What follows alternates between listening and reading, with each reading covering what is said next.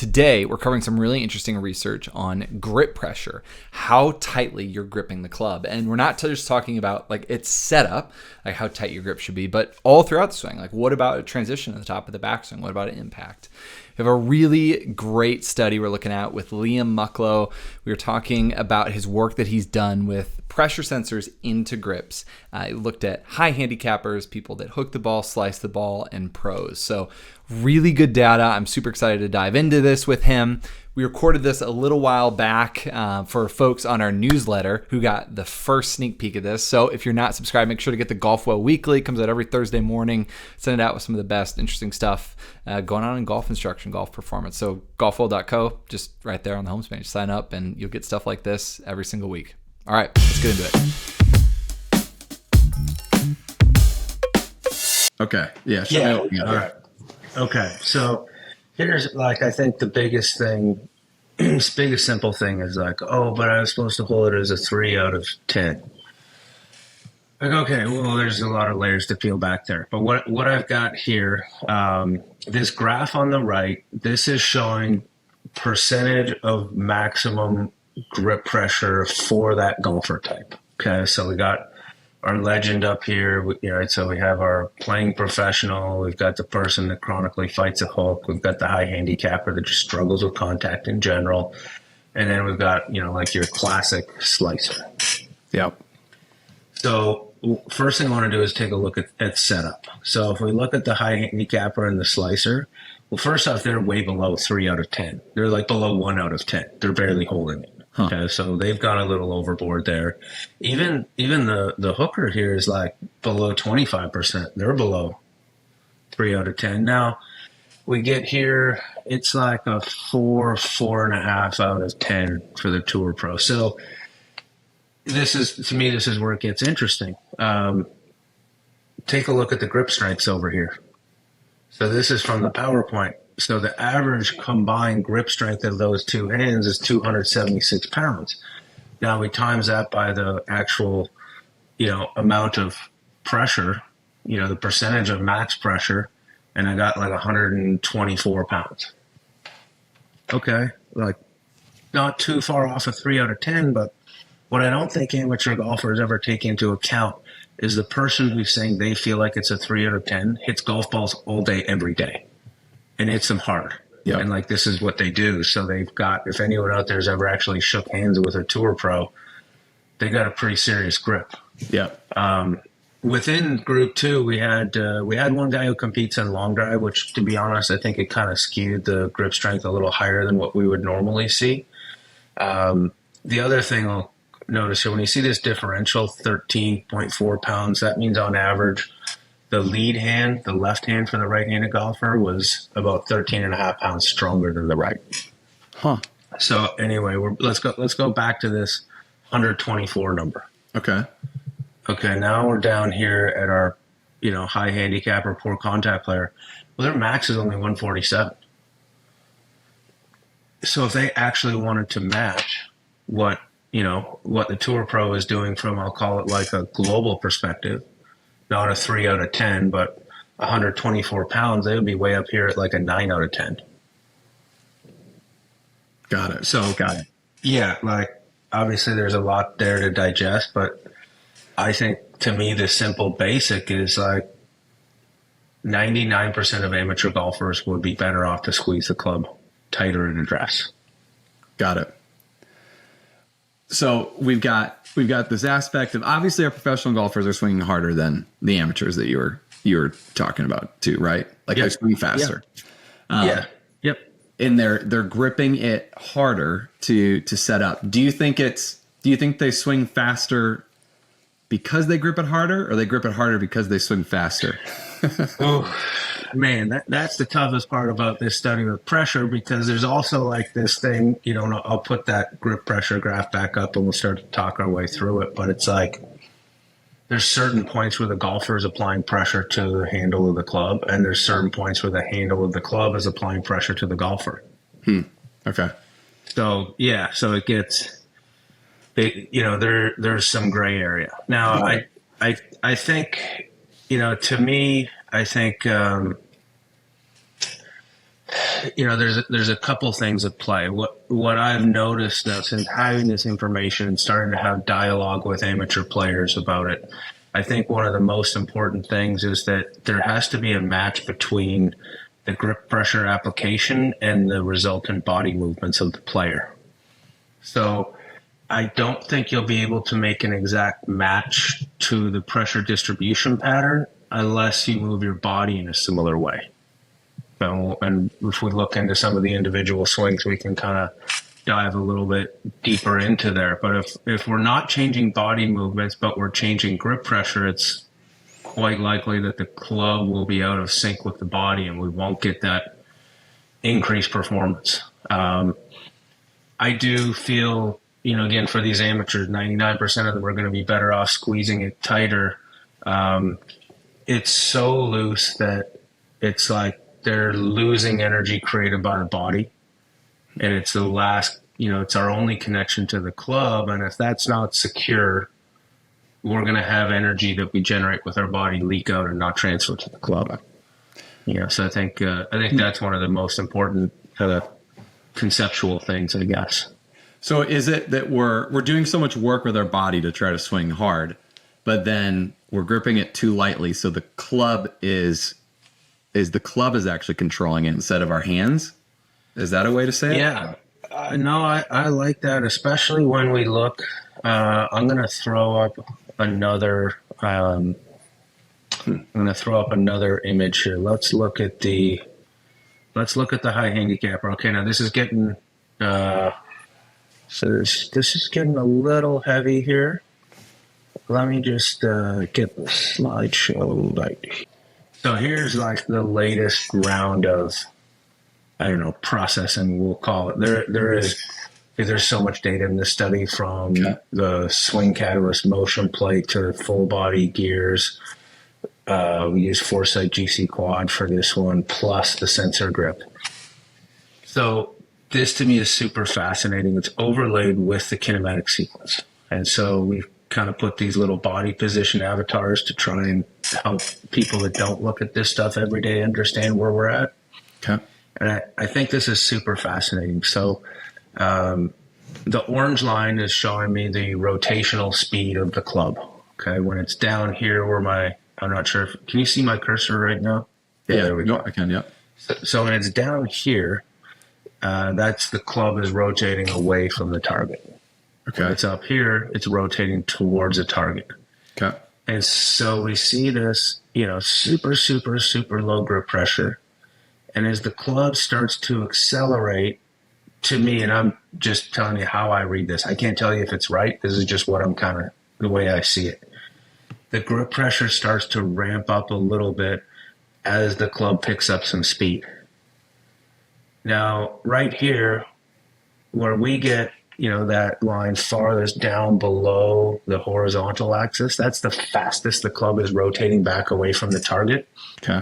And I'm like, right at that moment in time, it's like this high handicapper just grabs on for life and they're along for the ride. Okay. And then if, we look transition to the downswing, well, whichever line is highest up here is rotating fastest to the target. Well, right from the beginning, that club is rotating the faster to the target than any other part of the body. And it's like, the club's leading the way and they're just squeezing on for dear life, hanging on for a ride, kind of like, I don't know, maybe your first trip on a roller coaster when you were 12 years old. I'm just hanging on, trying to stay in the cart. Okay. So it's really high pressure from like kind of, I don't know if it's arm parallel on the backswing. Give or take, somewhere between shaft parallel and arm parallel in the backswing, yeah. All the way through impact. It's kind of just grip. Then they decide to grip. Yeah, and then it's like then they lock on like, with their maximum grip pressure. Okay. And what's also interesting, we'll look at a couple other ones.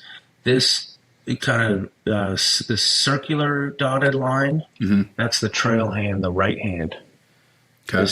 This dash line, that's the lead hand, the left hand. The high handicappers were also the only group that had higher pressure with the bottom hand. Huh. Every other group had higher pressure with the top hand. Interesting. do they have the most rotation happening? They had the least amount of body. Well, at impact, they had the least amount of body rotation. Okay. The slicer. You want to look at hooker or slicer next? Let's look at hooker. Yeah. Okay. So so the hooker started, with the grip pressure that was closest to the amount of the professional. Remember, the professionals were way up here, still about double. Yeah. And it's a little bit more controlled, but again, we see this same thing keep happening. When this club is at maximum rotational speed away from the target, it's like within every group, there's this little spike in grip pressure. Okay. Now, what we noticed, and it's pretty difficult to tease out of this graph. First off, let's take a look. This dotted line, right when the golfer starts down, this hooker really starts to squeeze hard with the left hand. The right hand goes up a little bit, but not nearly as much as the left. Okay. So what we saw was a real ramp up in left hand grip pressure, but very low pelvis rotation. So it's like they're squeezing the club, dropping it down this way, and instead of rotating, they're kind of just sliding the hips forward, Sure. Side bending away from the target, which makes sense to me anyway, for the club being, dumped behind. Yep. So it's way behind them. And now, in here, you can see we're coming up on impact. We're shaft parallel on the way down. And it's, again, this is just the way I read it. It's like the golfer knows they got the club stuck so far behind him. It's going so far inside out. It's like, oh my God, I better flip it back to square with the right hand. Right. You see that? Oh my God, I felt that my whole life. So, Got it. So, kind of interesting there. All right, Okay. Sorry, I guess I need a clarification. Could you define let's do total it. pressure again? Because the total pressure of the high handicap was higher, so I'm missing something mentally here. Total pressure. Yeah, no. So we'll talk about. I got a baseball bat here, but this will work. So we take the sensor grip club, Yeah. and then it's like the software prompts squeeze it as tight as you can in the left hand. Okay. Okay. Yeah. And then squeeze it as tight as you can in the right hand, and then squeeze it as tight as you can with both hands. Got it. And that's what determines the 100%. That's also what sets the split location for lead hand and trail hand. Okay. Pretty important stuff. Now, we'll go, just because this is not complicated enough, we're going to go back here to this high handicapper, because I want you to notice, see how they actually get up above 100% here with the right hand? Okay. Yeah. And that's what I was talking about, is there's periods in time when the club is pushing back into the player. Huh. And so that's how they're able to get a higher pressure than what they could actually just stand there and squeeze it with. Interesting. Okay. That makes sense. I get it. Yeah. Yeah, especially if they're, as I kind of put it, along for the ride. And that's not a good thing though. Like being able to produce more than 100% of force. That's not a helpful thing. Well, we didn't see it happen with any good players in this. Okay. So, Yeah. now, the other thing I think is important for people out there to know too is like, this is brand new technology, and so as we use it more, there may be ways we could do more effective calibration. So one of the things we're playing around with now, this came from Sasho when we were talking over in England, is actually to put the club in a gripping vise. So I can not only grab it, but I can kind of twist it. And I think that might get that 100% up a little bit higher. Got it. So, Huh. So yeah, with the player that fights the hook, we saw very low body rotation in the first half of the downswing, and an increase in lead hand pressure. Yep. So that was a kind of a common trait across the sample size. Yep. When we get here to the slicer, again, it's like starts with low grip pressure. This is more of kind of a steady ramp up throughout the whole backswing. Mm-hmm. And then when we're looking at both the body movements and the grip pressure, we see this right hand, the circular dotted line. We see it really kind of ramp up, and we saw a lot of pelvis rotation. So again, I just start picturing a golfer spinning quickly with their body and pushing hard with their right hand. I'm like, oh yeah, okay, well that's slice all day. That makes sense. Yep. And they're doing it too early, right? With the right hand. That's why that bump is early with the Gets it out early. Yeah. You got it. So now hopefully this one starts to make a little bit more sense. So, again, my interpretation of this is we've got much higher grip pressure to start with. And compared to the other groups, relatively even, relatively constant as you go throughout the backswing. Now, they're the professionals, the only people in the group that we saw, oh man, holy smokes, I just realized I have this slide title wrong and it says slicer. It is not a slicer. Sorry, folks. We see this little peak right at transition. Okay, and I believe the peak is because the golfer has to squeeze the club in order to stop it and have it get ready to change direction. And then we see, the only group, this was the only group of all of them that had a reduction in grip pressure early in transition. So when I think about it, that's what allows me to rotate the body and kind of let the club fall behind the body. There's a million different things if you want to call it leg or shallow. I'll leave that up to whoever wants to put those labels on it. But that's just kind of what I felt like I saw. And, once we get to round, with the different people, it varied a little bit, but between lead arm parallel and shaft parallel, we see a big ramp up in the grip pressure again. And then for the last little bit on approach to the ball, we see it fairly neutral, fairly calm, which also makes sense. I think about how good those professional players are at maintaining, minimal club face rotation through the striking zone. Interesting. It's so different than the other golfers, the professional. It's so flat. It's so yeah. Well, very different. That's where we, this latest round was trying to visualize it over the course of the golf swing. Like in time, not just in kind of like, because the time between each of these positions is definitely not created equal. Or P1 to P6, whatever you want to look at. Yeah. So yeah, like there's a lot of differences. There's a lot going on. This is kind of back to the normal visualization. I think the big thing, like if we look at the high handicappers, the first thing I look at is how they're the only group that's trail hand dominant. So like if I'm a high handicapper, what do I make of that? Well, the first thing I would start to do would be maybe just take your wedge and go do some left hand only swings. And because it could be number one, get the left hand grip strength higher. So in that group, when we tested grip strength on the dynamometer, the right hand was stronger to begin with. So let's get the left hand grip strength higher, and let's learn how to rotate our body and use it that way. Yep. When I think about stuff for the slicer here, where in transition I've got that real early spike with the right hand, I think about Hogan's 3-finger drill. Well, let's just take them right off the club. And if they're not touching the club, I think it's probably harder to apply pressure to it. That would make sense. Yeah, right. And, they're already rotating the body, so maybe that gives the club the chance to kind of fall behind the body instead of get thrown out in front of it. If I'm here with the hooker, I would say gets tricky. It's kind of two things.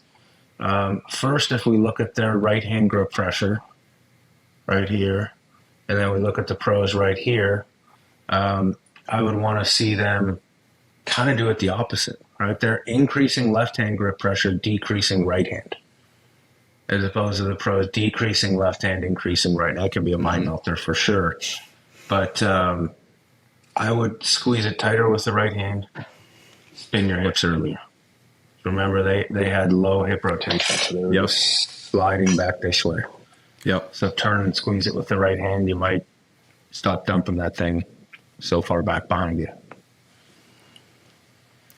A lot of graphs, man. A lot of graphs. It's super interesting. Okay. So I guess we all can grip it harder at setup, right? That's pretty universal. I am very comfortable with that, yes. Okay. I guess you gave some interventions there of like things that you can think about. Have you seen, is working on grip pressure, like, does that work as an intervention? Does that change movement patterns, or is it difficult that going that direction? It can, for sure. I think a lot of it for the coaches out there is you have to gauge the athletic skill and coordination of your client. Right? If that person hasn't played any other sports, if their body awareness isn't great, you might want to develop that stuff first before you start trying to ask them for these complex athletic movements that are all going to be kind of internal cues. Yeah. The analogy I used when I was presenting this stuff last week is my partner in the baseball stuff. Mikey Gibbs played professional baseball, college national champion, 3rd round draft pick, highly coordinated, high level of body awareness. We went out to play golf a couple of weeks ago, and he just said, "Yeah, I'm just going to feel like my right hand is kind of relaxed." It drove it as straight as I've ever seen it. Gave up a couple yards, played 18 holes with one golf ball. It was pretty impressive. Nice. My wife helps him proofread all the articles and stuff that I write. So just after we finished the article for Golf Magazine, Wendy went over to the range to try and apply some of the grip pressure stuff. Her background is in sailing. I think she shanked 3 balls, accidentally threw her club once, and then came home upset and said, "This is crap. I'm not doing this anymore." Yeah, you kind of got to gauge who you're with, and I think to me what I find fascinating about it is we've just never had this info. Mm-hmm. And so the purpose of this study was really just to try and gather some information, see is there any common tendencies, in these golfer subsets, which I was quite surprised in the similarities. Mm-hmm. And then, from there, let's just get this information out there to as many coaches, as many golfers as we can, start to collect thoughts from, other thought leaders in the industry and see how can we use this? Can we use this to move things forward? For sure. Listen, yeah. What is the new tech, or what's this new sensor that allows you to measure it? So it's called Sensor Grip. Let me get a picture of them up here. Okay. So I can kind of show you guys what it looks like here. Because the problem has always been measuring this, right? Like that's always been the issue. Yeah. So you can kind of see a little bit here. It's a Gripmaster leather wrap grip that goes over top of the sensors. So if you're familiar with how those grips are, kind of like a Win or a Lizard Skin grip, they have like a foam rubber core that goes on, and then it's wrapped on top. So the foam rubber core goes on, they wrap the sensor wires around, then they put the grip on top, and then you have a wire that comes out. In fact, the new one that they just released, instead of the wire going all the way back to the computer, it goes to a little thing on your hip and then transmits via Bluetooth, and the wire is a lot thinner and lighter. So, they're making some pretty good advancements there. And this is just the rest of the tech we use. So it was taking all 4 of these and then manually collating the data. This is an idea of kind of sort of what you can, their standard interface. So it links in with a webcam. So for us, the sensor grip is very accurate in denoting impact time. So we match the impact time on the sensor grip with the impact time on the gears and use that as a timestamp to work back. Okay. So you can see here, it'll give you your distribution at various points in the swing, top of the swing, lead arm parallel, shaft parallel, impact. They're also now working on some calculations of being able to extrapolate the net forces and torque applied to the club as well. So it's, like I said, it's still not ready for the masses yet, but it's getting much closer to where I think you're going to start to see this popping up in more golf academies for sure. So when we're talking about the pressure applied, it was based on your max pressure that you could apply. So what did you find? You mentioned that you did measure just like strength with one of I forget the name of it, what you call it. The dynamometer. Yeah. Yeah. What did the pros have also greater like strength overall as well? Yeah, they did. So it was, let's pop this back up here. So the professionals did have a higher overall grip strength. Like okay, I that's said, what that was. The hook grip was closer, but again, it was, like I said, just total transparency. It was a little skewed from a long drive competitor, who happens to hook it. And then as we get down, the slicer was a little bit weaker, even though, see same age in here. Obviously, the age went up for the poor contact, which does contribute to the grip strength going down. But yeah, it's a pretty, in this small study, pretty linear relationship between grip strength and handicap. And, there is a lot of other, studies. I know Super Speed's put some stuff out there where they talk about the same type of relationship they've seen for grip strength and club speed, which makes sense. I think, in the physical testing world, if I only had one test to do to try and gauge the overall, I guess, strength, health, whatever of a person, I would go with grip strength because it's just tied to so many other things. Interesting. It is that 276. Is that a good? I don't know these numbers very well. Is that a good number? Is it really strong? Is that just like an average person or? Yeah, I mean, it's not bad, I guess. Like, I guess for context, that's pretty much where I'm at. Okay. Which I'm around 140 pounds per hand. I'm a 45-year-old former golfer that has been quite lazy and sedentary the last couple of years. So, it depends on where you're starting out at as well. When we're looking at, I would expect a competitive long driver to be more in the 350 to 360 pound ratio. Yeah. Yeah. Okay. That's kind of where Micah lives, and he's cruise control club head speed around 128, without training for golf. So, a lot of power there. Okay. I think, within reason for like 99% of the amateurs out there, I think more is better.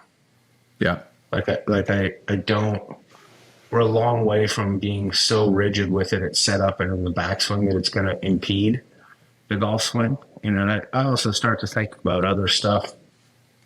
I remember reading more things from Dr. McKenzie about how, I believe he's proven that increase in backswing speed results in more downswing speed. And I feel like, okay, well, if I'm going to swing it back faster, the first thing I got to do is squeeze it tighter. I got to activate these muscles up through the forearm, upper arm, and even in the shoulder girdle, and let's get everything connected and working together. Yep. Instead of the zero grip strength, well, let me just take it back with my wrists, and then I'm just going to start chasing the club down with my body the whole way. Yep. What do you think is the impact of like grip size and grip like texture as well, like on these? Because obviously they couldn't use their grips, right? So they're using the sensor. Yeah. So yeah, what is then size? Yeah. Yeah. Well, and trying to do the best we could. Centridge was great. They put grips on 2 different flexes. Okay. Of shaft for each driver 7-iron. So we're able to get them as close as possible to their own shaft. We adjusted the lie loft of the iron heads to match, their current spec. And we only brought people in that were using a standard size grip. So does grip size matter? Absolutely. Can't tell you how. I definitely think it'll be the next one. Anecdotally, years and years and years ago at the lab, we started taking long drivers and testing their grip strength at different diameters on the dynamometer. Okay. And then wherever they had the highest grip strength, we would do our best to build grips to match that size. Oh, cool. Wow. I think in general, I think most people would perform better with larger than standard grips. As we get a little bigger than the standard golf club, most of the people we test are able to actually just put more force through it. I think we're seeing in the World Long Drive Tour, we're seeing pretty good adoption rates into various sizes of jumbo mats. Okay. We're seeing a little bit more of that on the professional tours as well. So here's what I anecdotally know about larger grips is that, like, we've traditionally been taught that they're going to go right because you can't turn them over, right? Like, that's probably, I don't know, old stereotype there. Though. Okay. Yeah. And then the second thing is that they do that because they add weight. So you just change the weight of the club is why they do that. So that's what I think about when I think about larger grips, right? A little bit.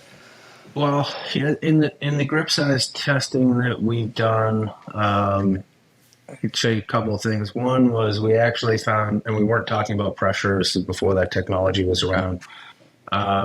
We found that there was no correlation between hand length and the grip size that created maximum consistency, directional control. On average, the 30-person amateur population in that was able to reduce dispersion by 34% by just changing the grip size. Wow. For some people, it was going smaller. Looking back now, for example, we had one individual that had very, very, the largest hands in the study. He performed best with the smallest grip. I think now, total guess, but because it was so tiny, he had to squeeze so hard just to keep it in there. They stabilized the sweet spot, had better connectivity, made better contact. Interesting. Yeah, the weight is a thing for sure because, if you go to a heavier weight grip and don't adjust swing weight properly, you're going to see, as most people do, a reduced closure rate. You lose a little bit of wrist mobility. And a reduction in swing weight is kind of a double whammy that can create an excessive right miss. Got it. Oh man, I got to order. I'm ordering a diameter right now, and then It's like $45 on Amazon, man. And we're swapping. We're gonna do that. I love that test. That seems so obvious. Yeah. Yeah. No, you just make stuff up and try it, and as people get better, keep doing it. If they don't, apologize and do something else. Are you gonna do that again? We got to see that test come back. We got to. No. The boys up at the lab are still doing it. Absolutely. Okay. Oh yeah. Yeah. So, do you have a protocol then? Is it like you go different lengths and you test the strength, and then you? Yeah. So, different dynamometers are a little different. They have like this little wheel where it kind of adjusts and scales the width of the gripping component. Okay. Just kind of eyeball it with some golf grips there. Okay. So you can do it that way. The other thing we've done in terms of our fitting protocols is, within our testing, we'll go with the length and then we go with the weight. And then if we need to, we do flex and then optimize the head. And if we still feel there's opportunity for improved control, we actually have 5 different size grips on the same driver fitting shaft and the same iron fitting shaft. So we're able to do some testing with the person and at least get some objective data. Okay.